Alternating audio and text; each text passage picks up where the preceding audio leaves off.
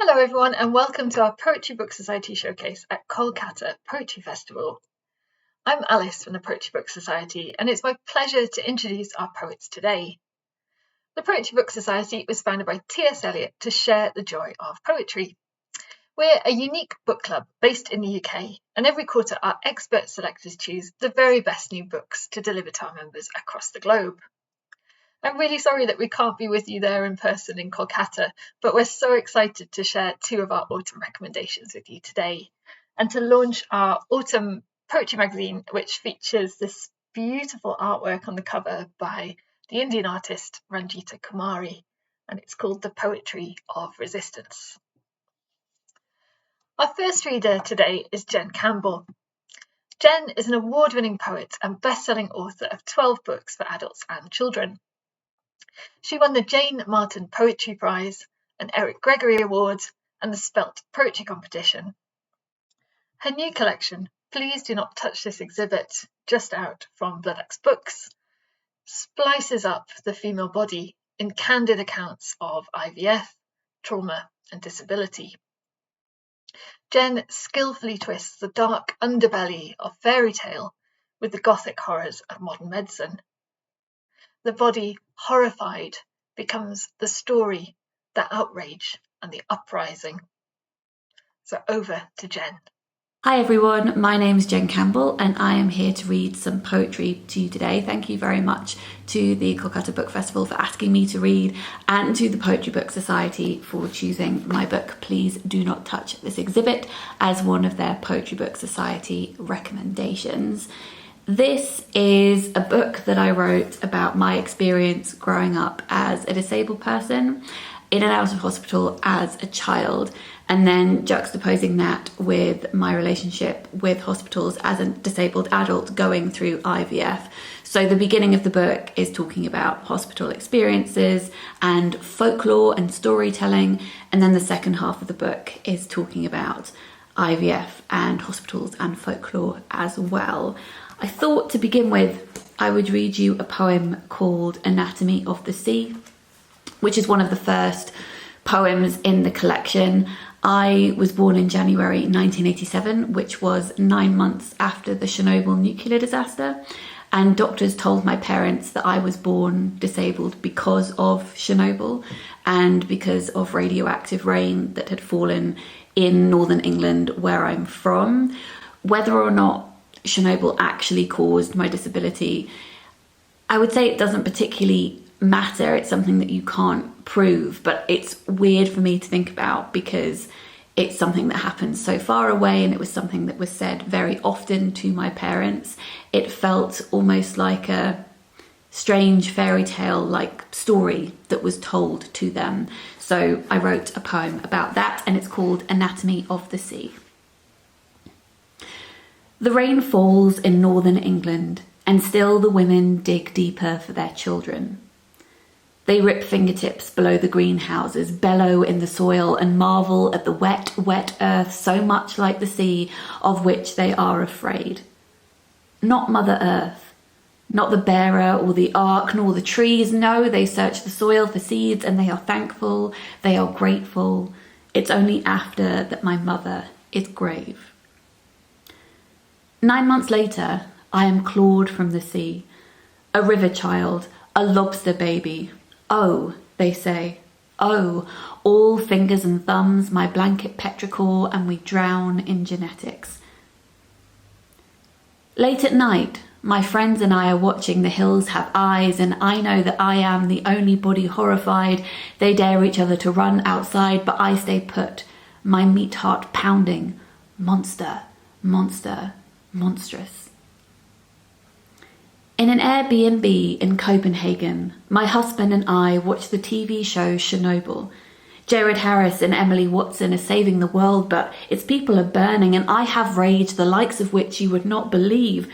The April before I arrived, men were godlike in their mistakes, obsessed with their creations. Now my hands are birds, elephants, rock salt, constellations, anemone.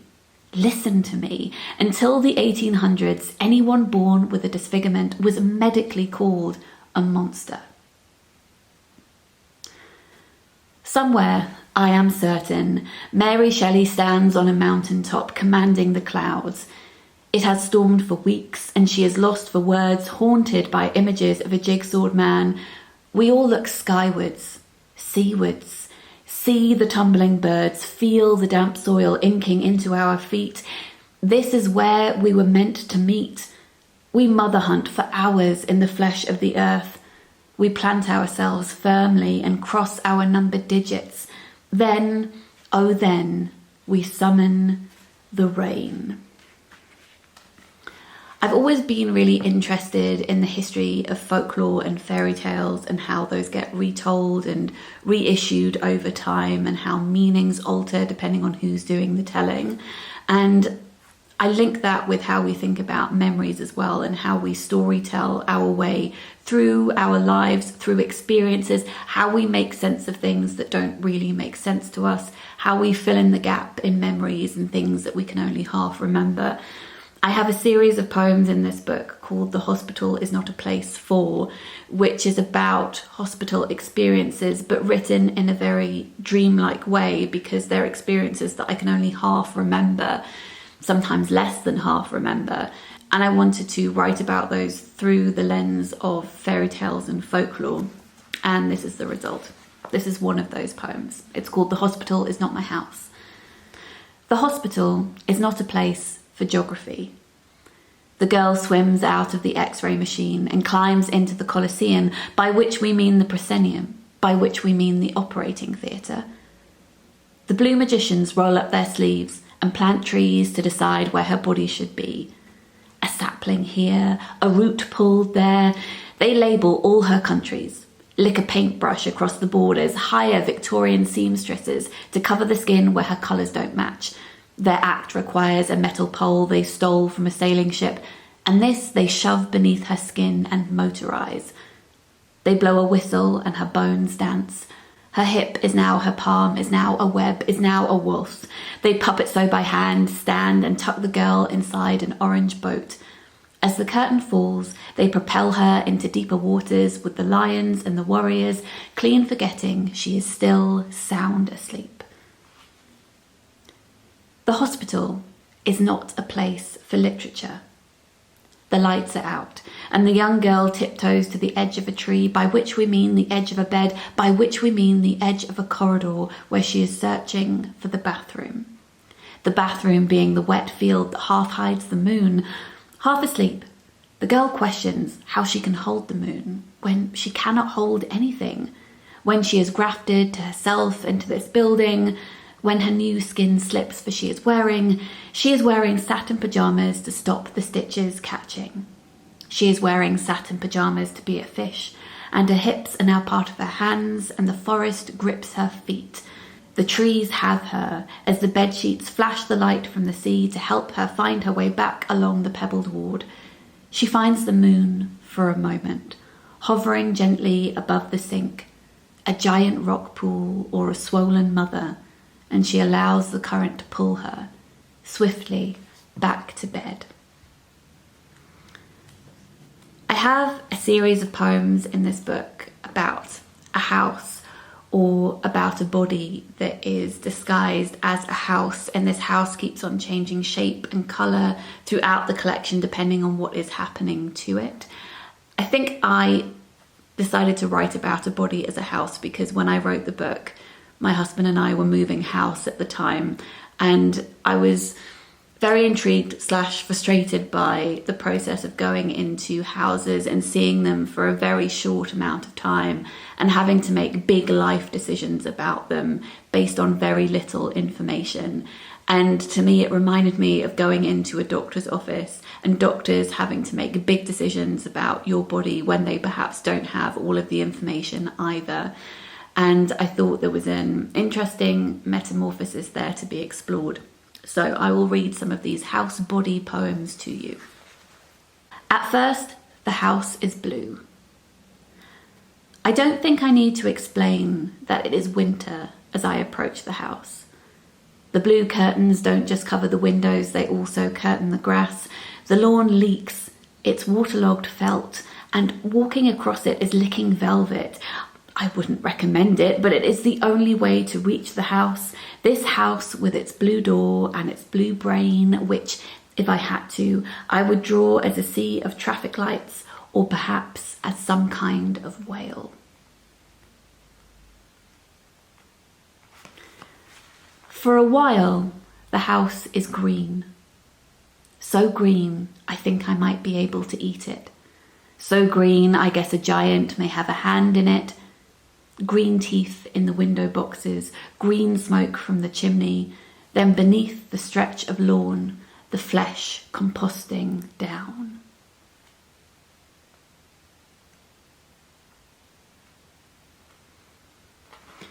We must admit the house is pink.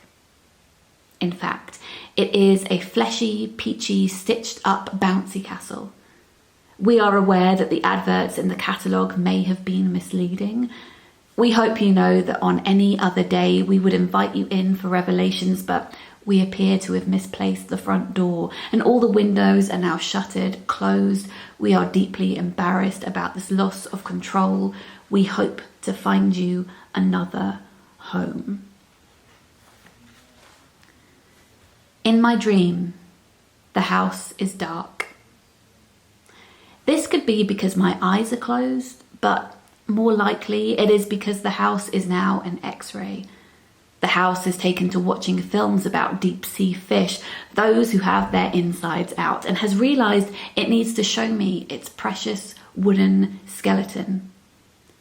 It uses oil lamps to highlight areas where particular care is needed, then does a silly dance to take the edge off the haunted feeling.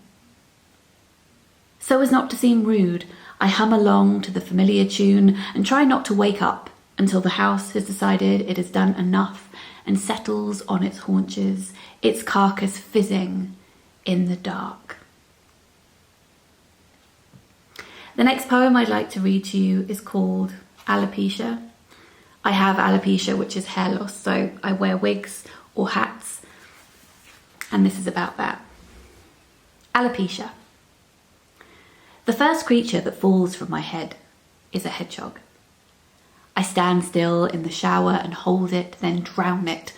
All pins and needles, no nature photographer. I spill out of the shower and hurl it into the toilet. I flush it. Just my animal heart remaining. For some time, I think I dreamt it. But then the animals begin to breed. They shed across my pillow, undress on every jumper, scatter naked when the lights dim and their skin becomes balloons. A field mouse, a hamster, a stoat, tiptoe across my throat and lick my scarecrow scalp. Before long, I am a petting zoo.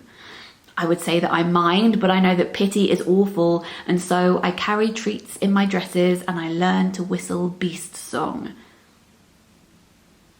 If I close my eyes and brush my hair, I swear I can hear the accidental animals falling out of me, a nightjar, an owl, a woodpecker, a lark.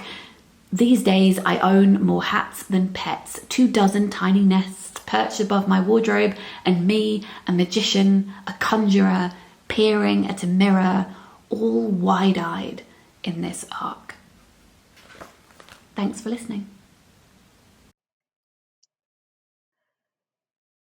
Our next reader is Mary Jean Chan. Mary Jean is the author of Flesh, which won the Costa Book Award for Poetry, and co-editor of 100 Queer Poems anthology with Andrew Macmillan. They are currently a Judith E. Wilson Poetry Fellow at the University of Cambridge and on the judging panel for the Booker Prize. Their luminous second collection, Bright Fear, was shortlisted for the T.S. Eliot Prize and is our PBS autumn recommendation.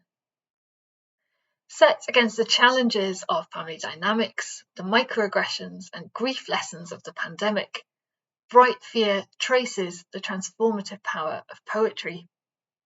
As Mary Jean so beautifully puts it, that quotidian tug-of-war between terror and love. Hi everyone, my name is Mary Jean Chan and I am the author of two poetry collections, Flesh, published by Faber in 2019, and Bright Fear. And this is my second collection, published by Faber this year in August, and it's a Poetry Book Society autumn recommendation. So I'll be reading to you some poems from Bright Fear this evening, and I'll start with the preface of the book. Preface. This spring is colder than winter, loss a resplendent fact, those ties we hold so dear to the living and the dead. I write about this failing earth, since there is softness amid each grief, our bodies repositories of muscle and memory. Do not be afraid.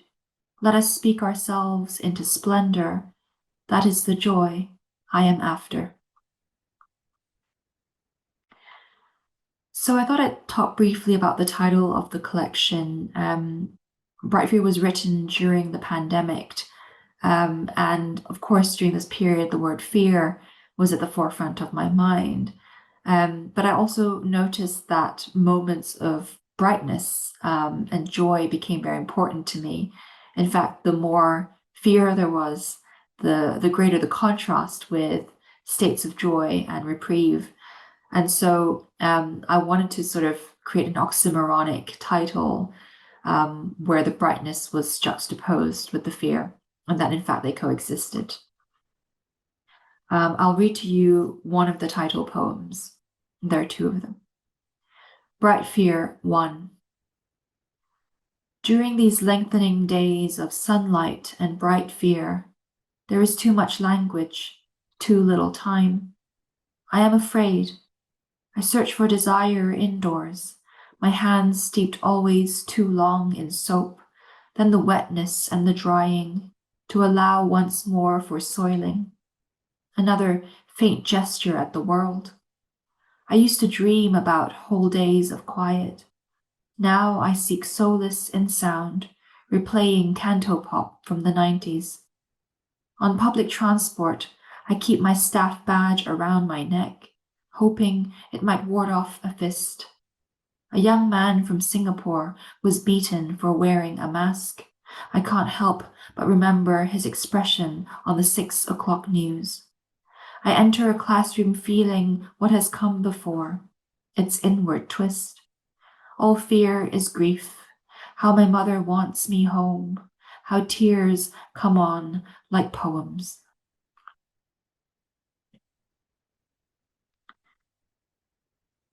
So I won't dwell too long on the pandemic, but as I was writing this collection, I realized that in fact this was my second experience of COVID, because I was born and raised in Hong Kong, and when I was 13, we went through the SARS epidemic, and this is a poem about that. Hong Kong, 2003.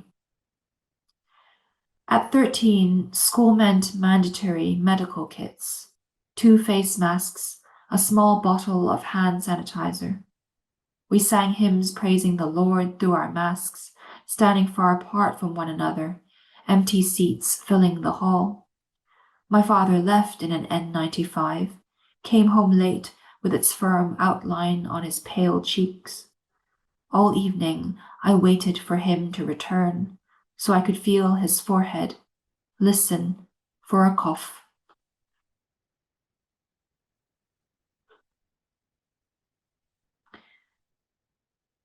And I'll read a poem that's about lightness. Resolve. Come home to this body, this unhomeliness, masquerading under a pile of laundry where your birthmark lingers. Dearest, one day you will feel free to cut your hair lush like knotweed, a head crowned in the lightness of summer light.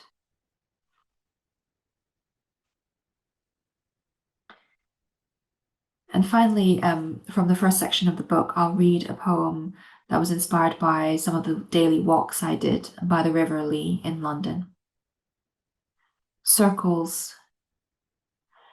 I am not familiar with rivers, but during those months of bubbles when I did not hold anyone close, I took to wandering along a stretch of the River Lee which several species of bird inhabited. I watched and watched until even the water seemed to recognize me.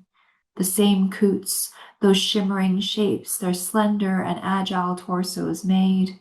The same form I had glimpsed one spring morning on a friend's wall after lockdown had lifted. Vasily Kandinsky's Several Circles, a form he saw as the synthesis of the greatest oppositions. When I couldn't sleep or wake, I was saved by geometry, a commotion of coots convincing me to withstand the quotidian tug of war between terror and love.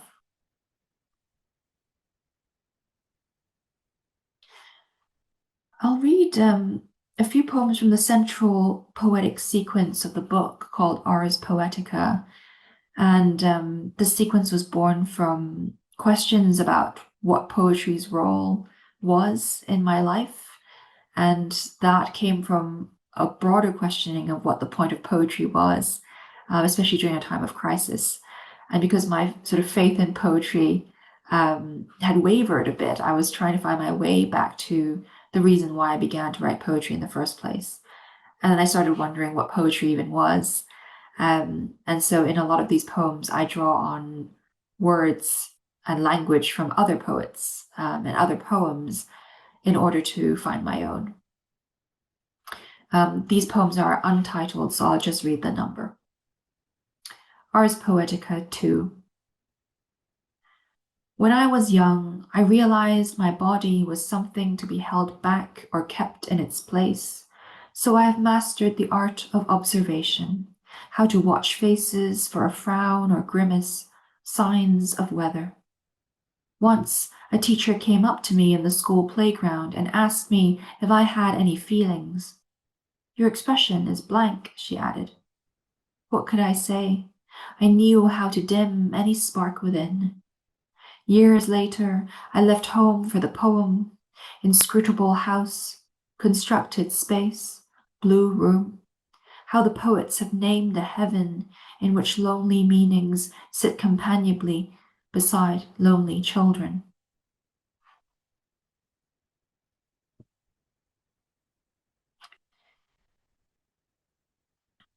And this next poem in the same sequence is about being a teacher of poetry. Ars Poetica 12. My poetry students don't know they've saved me, the lecturer, who is supposed to talk about grief and mothers and queer joy or shame with a sense of critical distance. Except I am nearly moved to display deep emotion when they read their poems aloud. As I realize why I value being in a small room housed in the business school each Thursday, doing the hard work of mending or mourning what remains dear to each of us. And I'll end with the penultimate poem in the sequence, Ars Poetica 15. I cherish books because my mother first loved them. My grandfather found her a Chinese translation of Percy Bysshe Shelley's poems and Charles Dickens's Great Expectations in a time of famine. What my mother taught me was how to revere the light language emitted. My mother perceived that literature was precious harvests from wild fields of sorrow, a stanza I'd someday read like those water reeds glinting under the Canterbury sun that summer we visited, each line clear as a reflection, each syllable robust enough for a life.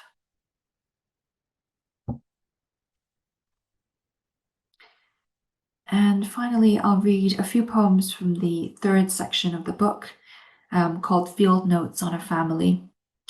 I'll return briefly to the pandemic period. I visited my parents in Hong Kong during a time when Hong Kong still had a strict quarantine regime, and I spent 21 days in hotel quarantine and wrote this poem afterwards. After 21 days in hotel quarantine, I feel engulfed by the surrounding sea, by which I mean my own life, both blue and unfathomable, During that first night back in my childhood bed, a sinking feeling visits and glows softly like pith in the stomach's pit. My mother finds me weary in the morning, brimming with contradictions. I am elated to be free, yet I alert her to a mysterious pain in my abdomen. My father declares I'm healthy. Anxiety needs another name, its diamond-like facets glittering like far-off explosions on our perilous earth. In this city, I am ahead of time, strung out between two realities, like dreams of rescuing a beloved friend or being lifted entirely out of depression. It is not simple to miss another voice.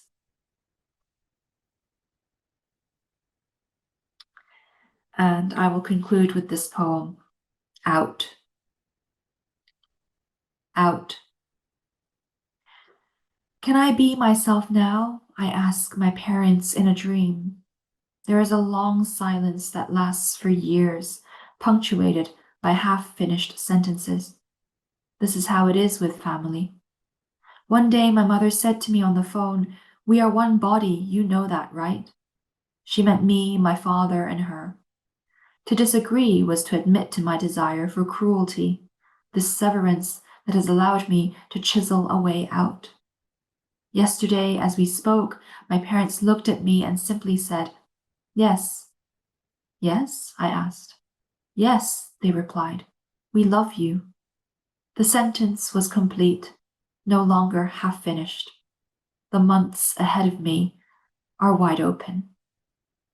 Thank you.